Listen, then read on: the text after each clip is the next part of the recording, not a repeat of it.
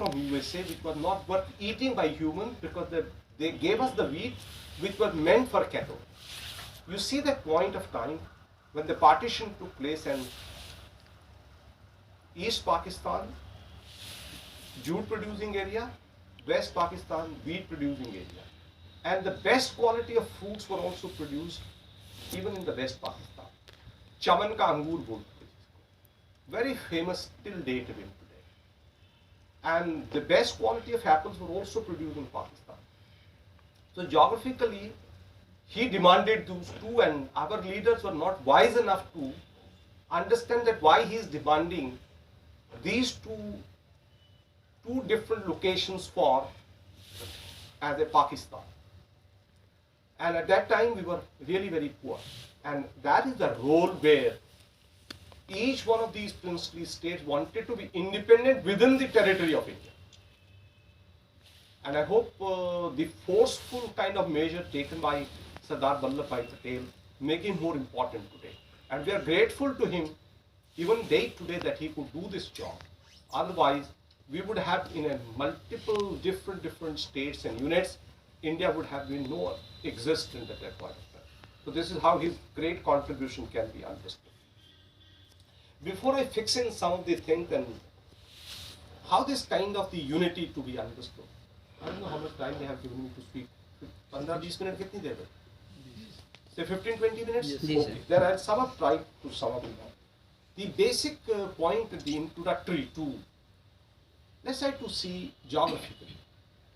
The Ganga Yamuna rivers rises from the Himalayas. They move from Uttarakhand to UP, to West Bihar, to West Bengal, and then enter into Bengal. इसको हम बोलते हैं गंगा यमुना, बहुत सारा usually बोलते हैं, एक परंपरा जिसको बोलते हैं. So Ganga Yamuna is one true religious river which we celebrate a lot of functions related to these two rivers, join the sentiments of Hindu, because the Ganga rises from the head of the Lord Shiva. It is considered to be very auspicious. So through where it passes through, we all pass through the same sentiments right up to the time it enters into the ocean. This is how we say it's one form of unity created by a river. Then you see the Himalayas, and then you see the Himalayan ranges from Jammu and Kashmir right up to the Arunachal, and then it moves down the line.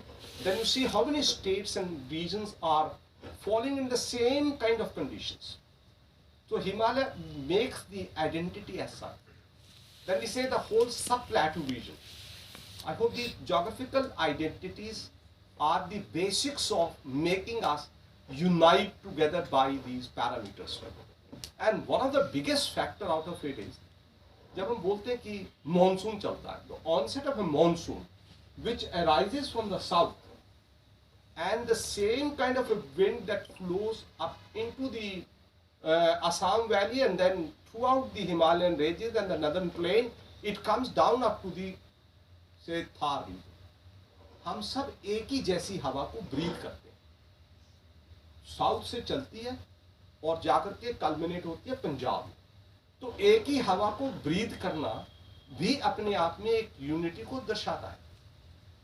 फिर मैं दूसरा पहलू लेता हूं, जब हवा जो नदरली चलती है तो वो नॉर्थ से जब हवा चलती है तो वो पूरे नदर्न रीजन से होते हुए वो हवा एक नीचे चली जाती है साउथ में, जिसको रिट्रीटिंग मानसून बोलते हैं, और उसका एक पहलू जो है वो पूरे गंगा यमुना द्वाब में जाते हुए पूरे असम तक वो चला जाते हैं, वो ठंडी हवा है, इसीलिए विंटर्स हो. तो आप समझो कि वो हवा भी हम सेम ब्रीथ करते हैं, जो ठंडी हवा नॉर्थ से चलती है जो कि पूरे नदर्न प्लेन्स को लेते हुए पूरी जाके कल्मिनेट करती है, बर्मा निकल जाती है. और उसके बाद में दूसरा जो पहलू है वो सेंट्रल पार्ट ऑफ इंडिया से होते हुए जाकर के बारिश बरसाता है, जाके मद्रास और तमिलनाडु और आंध्रा के कोस्ट पे. तो सब लोग उस रीजन के रिट्रीटिंग मॉनसून की वेट करते हैं कि कब नॉर्थ से हवाएं आएंगी और वो कब हमारे को पानी बरसाएंगी. ये एक ज्योग्राफिकल आइडेंटिटी है जो हम सब लोगों को जोड़ती है। और ये बहुत प्रभावशाली है कि हम एक ही हवा, एक ही जैसा पानी और एक ही जैसा पद्धति से बिलोंग करते हैं। और उन पद्धतियों के अंदर से हम अगर देखने की कोशिश करें तो अगर हम इंडिया का एक कॉन्फ़िगरेशन देखें, अगर ज्योग्राफी के स्टूडेंट्स अब आप हो, तो एक पैंजिया का फॉर्मेशन था। तो जियोलॉजिकली भी एक ऐसा यूनिट आपको जियोलॉजी से मिलेगा जिससे कि वो एक भारतवर्ष की शेप को दर्शाता है। तो वो एक पार्ट में आपको जियोलॉजिकल आइडेंटिटी भी देता है, क्लाइमेटिक आइडेंटिटी भी देता है, और नदियों, नालों और इनसे भी वो पानी एक ही जगह से निकलता है, उसको दर्शाता है। ऐसा एक भौगोलिक प्रकरण है जो भारतवर्ष को यूनिटी की और भौगोलिक प्रतिनिधित्व, सामाजिक अलग, उसको बाद में छेड़ेंगे, लेकिन अभी तक फिलहाल आपको ये समझने की जरूरत है कि मैं यूनिटी को इन भौगोलिक परिस्थितियों के आधार पे समझने की कोशिश करता हूँ। और ये सत्य है। आप जो इस पूरे सिस्टम के अंदर रहता है वो अपने आप को डिनाई नहीं कर सकता है कि मैं भारतीय नहीं या मैं परंपराओं को नहीं मानता हूँ। No one can deny, because we drink the same water from the river Ganges. Even if the people from the other religious group, they would say, but they are also drinking the same water. Where we worship, but they drink water, they cannot deny I don't drink water.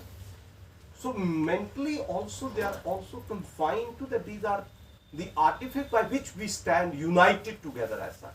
And that feeling is always there. Now, then in that case, how did the whole society looks at? Maybe in India has more than 3,000 caste systems. तो एक विभाजीकरण उसको हम बांटते हैं। और there are 25,000 subcastes in India and there are different kind of religions but they coexist.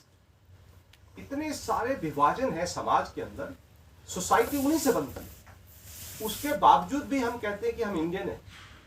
तो ये Indian क्यों कहते हैं? उसके लिए वो अपने आप को उस धरती का मानते हैं। Mother earth for them is more important to unite them even of caste and creed. Even the religious groups they have all base of से सनातन धर्म। अब उस सनातन धर्म की पद्धति को देखें तो जो यहाँ के मूल निवासी हैं वो सनातनी परंपरा से आते हैं। ऐसा तो सब हम लोग मानते हैं। कोई भी काल बीच में रहा हो, कुछ ही लोग आए होंगे किसी टाइम पर लूट खसूट करने के लिए। कुछ ही लोगों के रहने से पूरा भारतवर्ष नहीं बना, लेकिन उसी के बीच में से कुछ लोग इधर से उधर चले गए जिन्होंने अपना धर्म बदल दिया होगा। लेकिन अगर जेनेटिकली अगर हम उसको देखेंगे तो आप पाएंगे कि वो उसी परंपरा और उसी धरती के सपूत हैं जिससे वो बिलोंग करते हैं। तो जितने लोग भारतवर्ष में मुसलमान कहलाते हैं वो कहीं बाहर से नहीं आए। हिंदू धर्म के अंदर ही बुद्धिज्म का भी ओरिजिन हुआ। तो बौद्ध बने तो बौद्ध भी तो हिंदू ही है। तो वो भी अपने आप को अलग सेक्ट मानते हैं, लेकिन परंपराएं उनकी भी वैसी ही है। जैन है वो भी हमसे निकले, उनकी भी पद्धति एक ही जैसी है। तो जब हम ये मानते हैं कि ये सब धाराएं अलग अलग नहीं, उनकी पद्धतियां हल्की हल्की आगे पीछे रही होगी, लेकिन सब निकली एक ही से। तो जब एक से निकलती है तो हम विचारों से, आचरणों से हम सब एक संगठित होकर के एक यूनिटी की बात करते हैं। वो कभी नहीं चाहते कि अलग लोग हों। कुछ बीच में लोग बोलते हैं, उनको बोलने की आवश्यकता रहती है। अब इसी तरह से भारतवर्ष में लगभग 744 ट्राइब बिलोंग करती हैं और शेड्यूल कास्ट लगभग 16% बिलोंग। ये मैं इसलिए बोल रहा हूँ, ये सब होने के बावजूद भी सब इकट्ठे क्यों रहते हैं, उसके लिए एक लाइन मैं आपको पढ़ के बताऊंगा। द म्यूचुअल सिनर्जी, जो मैंने आपको बोला, इससे म्यूचुअल सिनर्जी बनती है ऑफ आइडियाज बिटवीन कम्युनिटी। जब आइडिया की बात करते हैं तो विचार जो है हमारे सबके, चाहे वो SC है, ST है, मुस्लिम है, कुछ भी है, उसका जो विचार है वो सनातनी परंपरा से उसके अंदर आता है। और वो सनातनी परंपरा के अंदर के आने से ही living in different civilizations and culture is called as a national unity. जब विचारिक दृष्टिकोण से हम इकट्ठे रहते हैं, सभ्यताएं इकट्ठी बनती हैं, वही एक्चुअल में यूनिटी का परिभाषा को दर्शाती है। तो अब हम उसको कैसे देखते हैं उसके ऊपर हमें चर्चा करने की आवश्यकता है। उसके बाद बहुत सारे ऐसे हैं जहां ज्योग्राफी को हम लोग रिचुअल से, अभी हम बात कर रहे थे, भारतवर्ष में एक ही समय पर एक ही जैसे अलग अलग तरीकों से कई सारे त्योहार मनाए जाते हैं। ऐसा क्यों हुआ? ये इसलिए होता कि ये एक परंपरा भारतवर्ष में एक ही जैसी थी और उसी परंपराओं के अंदर तरीके अलग अलग हो सकते हैं, लेकिन लगभग त्योहार एक ही जैसे। उसके बाद एक बड़े सोचने की बात है कि जब हिंदू के त्योहार चलते हैं उसी समय पर मुस्लिम के भी रोजे चलते हैं। जब हमारे रोजे चलते हैं, जब हम भी व्रत रखते हैं, वो रोजे रखते हैं। वो एग्जिस्टेंस है, ये कोई अनहोनी घटना ही नहीं है। ये घटनाएं उसी परंपरा से निकली हुई परंपराओं से हैं, जहां पर वो भी अगर हम व्रत रखते हैं तो वो रोजे रखते हैं। ऐसा क्यों होता है? वो कुछ और भी कर सकते थे। तो ये सब बातें उसके साथ जुड़ी थी और आदि शंकराचार्य ने पूरे भारतवर्ष को जोड़ने के लिए 4 मठों की रचना की और चारों दिशाओं में गए और अपनी छोटी सी आयु में पूरे भारतवर्ष में उन्होंने भ्रमण किया। तो उन्होंने भारतीय सभ्यता को ईस्ट, नॉर्थ, साउथ, वेस्ट में इन मठों से जोड़ने की कोशिश की और उनको धामों का नाम देकर के सारे लोगों को कहा कि जीवन काल में एक बार वहां आए और वहां पर से आपकी मोक्ष की प्राप्ति होगी। तो उन्होंने उससे जोड़ा। अब ये समझने की जरूरत है कि जहां जहां पूरे मठ, चाहे वो साउथ से चले, वो श्रृंगेरी मठ और द्वारका और मे बी पुरी और गो टू रामेश्वरम, ये सब ऐसे चीजें बनी जहां पर समीकरण होते होते ये यूनिटी की भाषा समझाने का उन्होंने कार्य किया। ऐसे ही दूसरी पद्धति है जो हमारे बहुत सारे पंथ परंपराएं पूरे भारत में चलती है और अखाड़ा सिस्टम चलता है। वो अखाड़ा सिस्टम भी और परंपराएं भी इसी चीज को दर्शाती हैं कि हमारे लोग इन परंपराओं के माध्यम से संगठनों को जोड़ने की कोशिश करते हैं और पूरे भारतवर्ष में ये सारे संगठन पाए जाते हैं, सारे पंथ परंपरा पाई जाती है। ये भारतवर्ष की यूनिटी को दर्शाता है। तो this is how we should to understand in that sense. And then अब उस दृष्टिकोण से अगर हम देखें, सिर्फ 5-10 मिनट बोलूंगा, ज्यादा नहीं, अगर हम अब दूसरे तरीके से देखें, जब ब्रिटिश रूल करने लगे तब पूरा भारतवर्ष फिर से यूनाइट हुआ। हिंदू, मुस्लिम, सिख, ईसाई, जितने भी लोगों की परिभाषा ये बोले बिल्कुल ठीक, मैं मानता हूं कि ऐसा नहीं बोलना चाहिए। सारा हिंदू समाज सब इकट्ठा हुआ और ब्रिटिश के अगेंस्ट उन्होंने लड़ाई लड़ी और उनको बाहर भगाया। तो मतलब एक ऐसा मूवमेंट आया जहां पर ब्रिटिश को बाहर निकालने के लिए greatest unity was shown by Indian community at that point of time, and that led to a forceful eviction of the British from this place. This is one way to understand the unity at that point of time, maybe the independence period. And at the same time, when we see the new kind of the ways of where we can say it unifies, maybe the roads they unify today, north, south and east, west. पहले मैंने नदियां बोली, अब उसको मैं convert कर दूं तो सड़कों ने पूरे भारतवर्ष को जोड़ने का काम किया है। ये यूनिटी का पैरामीटर दिखाता है। रेलवेज ने भी ऐसा ही कार्य किया। तो रेलवेज भी पूरे भारतवर्ष में छाई है, तो उस रेलवे की मूवमेंट से भी भारतवर्ष को जोड़ने का एक काम हुआ। उसके बाद एकेडमिक इंस्टीट्यूशंस एक ऐसा रहा, नॉर्थ, साउथ, ईस्ट, वेस्ट, बच्चे कहीं पर भी जाके पढ़ते हैं, अपनी परंपराओं को लेके जाते हैं। तो academic institutions have also provided a great opportunity of unification of thought and processes in India. तो इनका रोल सिर्फ पढ़ाई करने का नहीं है, लेकिन आप सब लोगों को जोड़ने का। मेरे दोस्त कन्याकुमारी से भी हैं, मेरे दोस्त नॉर्थ ईस्ट से भी हैं, मैं उनसे बात करता हूँ, अपने विचार रखता हूँ, वो मेरे से रखते हैं। मैं हिमाचल से हूँ, वो मध्य प्रदेश से है। तो एकेडमिक इंस्टीट्यूशन ने मेरे को ये दोस्त बनाने की परिक्रमा को पूरा किया। तो ये भी एक यूनिफिकेशन का हिस्सा है।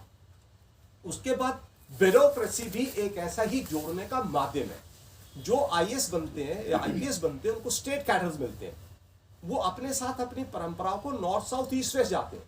फिर उनको ये कहा जाता है कि आपको वहीं की लैंग्वेज भी सीखनी है और काम भी आपको उसी लैंग्वेज में करना है। तो ये एक बहुत बड़ा माध्यम हुआ जहां पर हमारी ब्यूरोक्रेसी के माध्यम से लोग इधर से उधर गए।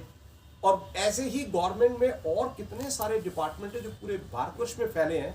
तो नॉर्थ, साउथ, ईस्ट, वेस्ट के लोग उनमें काम करने लगे, तो अपनी बातों को ले जाने लगे। तो ये भी एक हो सकता है कि ये भी एक यूनिफिकेशन के लिए बहुत अच्छा काम है। हिमाचल में लोग साउथ से आते हैं, हम लोग जाते हैं।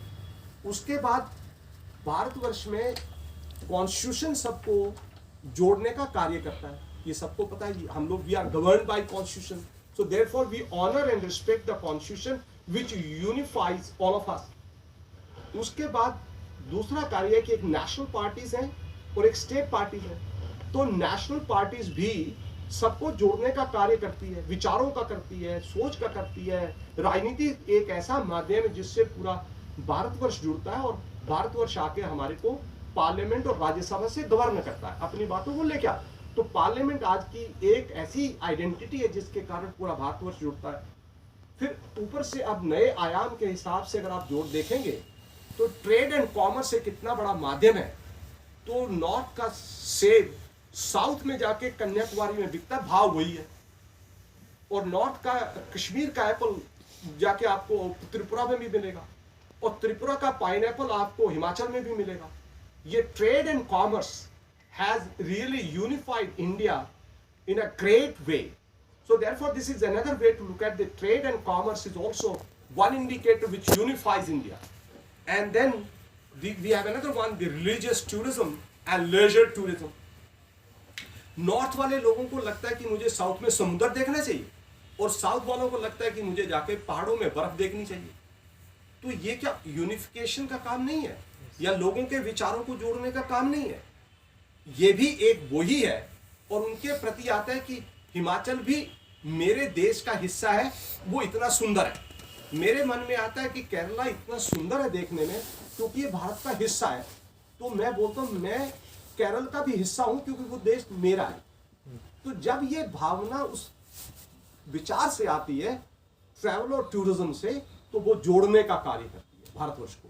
और मेरे प्रति उनके लिए भावना पैदा होती है कि वो कितने रिलीजियस लोग हैं, कितनी अच्छी वायु वातावरण में रहते हैं। तो ऐसा मेरे मन में भी भाव आता है कि मेरे देश में भी ऐसा होना चाहिए। ये एक कारण हो सकता है। और रिलीजियस टूरिज्म एक ऐसी चीज है जो नॉर्थ साउथ ईस्ट वेस्ट में इतना माइग्रेशन भारतवर्ष में रिलीजियस टूरिज्म का है जिसका कोई अंत ही नहीं है। तो वो भी भारतवर्ष को यूनिफाई करने में, जोड़ने में काम करता है। इसी तरह से जो रीसेंट वेंचर है, जो टीवी और मास मीडिया का जो रोल है, उसको भी निकाला नहीं जा सकता है। तो ये सब चीजें आज नॉर्थ की फिल्म साउथ और साउथ की फिल्म नॉर्थ, नॉर्थ के हीरो साउथ, साउथ के हीरो इधर, ये सब लोग मिलकर के भारत को यूनिफाइंग करते हैं। कुछ छोटी मोटी घटनाएं होती रहती हैं, उसके ऊपर ध्यान नहीं देना चाहिए। कहीं पर दंगे फसाद होते हैं, ध्यान नहीं देना चाहिए। भारतवर्ष एक ऐसा देश है जहां पर इतने सारे समाज के लोगों का समीकरण है। घर में 4 लोग लोगों से नहीं समझते हैं, तो पूरे देश को उनकी आशाओं पर, उनकी बातों को बताना और समझाना, विरोध करना हो सकता है। इसका यह मतलब नहीं कि वो भारतवर्ष के बारे में गलत सोचता है। वो भारतवर्ष का रहने वाला है, भारतवर्ष की बात करता है, लेकिन विरोध भी तो करता है। मेरा बेटा मेरे से लड़ सकता है, तो इसका मतलब नहीं कि घर टूट जाता है, ऐसा नहीं होता है। कोई विरोध करता है तो उसको विरोध को अपने साथ लेना चाहिए, लेकिन ये मान के चलना चाहिए इसके विरोध को हल करना चाहिए और हम सब इकट्ठे होकर मिलकर इस देश के लिए कार्य करना चाहिए। 2 बातें लास्ट में मैं कहूंगा। जो बेस्ट एग्जाम्पल भारत में यूनिफिकेशन का मिलता है, लगभग 6,45,000 गांव भारतवर्ष में है और लगभग 2/3 लोग गांव में रहते हैं। That is the best coexistence of a unity even till date from historical past to present. Bharatvarsh में गांव एक ऐसे हैं जो सबसे यूनिफाइड रहते हैं। वो अपनी पद्धति को, अपने कार्यों को, अपने सोच को, अपने समाज को बहुत संगठित रखते हैं। और वो एक ऐसा उदाहरण है पूरे विश्व में, सबसे ज़्यादा गांव है। तो लोग गांव देखने के लिए आते हैं। मेरे पास ऐसे कई सारे लोग थे, जापान से आए, कुछ लोग यूएसए से आए। उन्होंने कहा कि हमें एक स्लम दिखाओ। एक ने कहा मुझे सिर्फ गांव देखना, मुझे ताजमहल नहीं देखना है। गांव क्यों देखना है? तो हम देखना चाहते हैं कि गांव में लोग इतने सालों और सदियों से कैसे इकट्ठे रहते हैं। ये एक बहुत बड़ी ताकत है भारतवर्ष की कि village is one of the most unified unit in India. 6,45,000 villages are united as on date today, with all different kind of people, of all different kind of religion. They coexist, and then you see all these ills are not in villages. सारे दंगे फसाद जितने भी unrest के होते हैं ये शहरों में होते हैं, ये कहीं गांव में नहीं होते हैं। तो गांव में रिलीजियस को एग्जिस्टेंस है, कास्ट को एग्जिस्टेंस है, विचारों का एग्जिस्टेंस है, को एग्जिस्टेंस है. So that is where we say that India is a strong country of, I will not take much more time, but I will just try to conclude that India is one of the greatest country which shows the sign of unification in terms of people, their mind, their religion, their values, and the way they conduct themselves in society. And the best example today is so much of Hare Rama, Hare Krishna movement is floating throughout the whole world, taking the idea of India to unify the whole world today. इसको हमने कहा कि पूरे विश्व हमारा घर है. उस विश्व को घर तभी बना सकते हैं जब आचरण ठीक होता है. हमारी सरकार भी, नरेंद्र मोदी जी भी, और ये जितने सारे लोग कार्य कर रहे हैं वो सिर्फ इसी दिशा में कर रहे हैं कि पूरे विश्व को हम अपना घर माने और उस विश्व के अंदर हिंदुत्व की बातों को या अपने आचरण की बातों को लेके जाने की जरूरत है. सबसे बड़ा एग्जाम्पल है कि भारतवर्ष की सभ्यता को सऊदी अरेबिया के मुसलमान टेंपल बना करके अब वहां पर पूजा पद्धति में आने लगे. ये एक बहुत बड़ा कार्य है. ऐसे ही पूरे अफ्रीका कंट्री का मैं पढ़ रहा था. African countries are going to change to Hinduism maybe in 10 to 15 years or maybe up to say 25-30 years. This is going to be a great contribution of the Indian civilization as such throughout the whole world. हम या हमारी सरकार ने कोई ऐसा झूठा बात नहीं बोली आश्वासन. आज आरएसएस को जो डोनाल्ड ट्रंप है, he has accepted RSS ideology on the Indian ideology through RSS and unification of the USSR. So that whole world is learning from India how we conduct ourselves, how we live in this world, how we pray in. I hope these are the ways where we say the contribution and our all due regards to our Sardar Vallabhbhai Patel ji, Iron Man of India, who created that situation of that all nations should live together, work together, and all people of all communities should try to strive to achieve the highest goal of unification. And if we are able to achieve that, and the students and the teachers too in Delhi University or maybe in JNU, you see the kind of change that is happening in JNU today. The kind of situation emerging with the coexistence of students as on day to day. A lot of efforts need to be done to change the mind of people. You need to create that situation that yes, we all belong to this nation and we need to carry this movement forward. I always see that students have great contribution to make in this regard, and I wish you all the best, and I appreciate your effort that during the holidays you have come and joined here in this number. I was not even expecting this, but still you are here to listen to me. I also thank everyone, especially our chief guest for today, the organizer this side. He came to me and said I should speak on this. But I have more opinion related to geography and the unification through geographical artifacts too. And then I see the society, the second one. So geography first, society 2, politics 3, and rest, I hope all other are the third way. So with this, thank you very much for giving me a chance.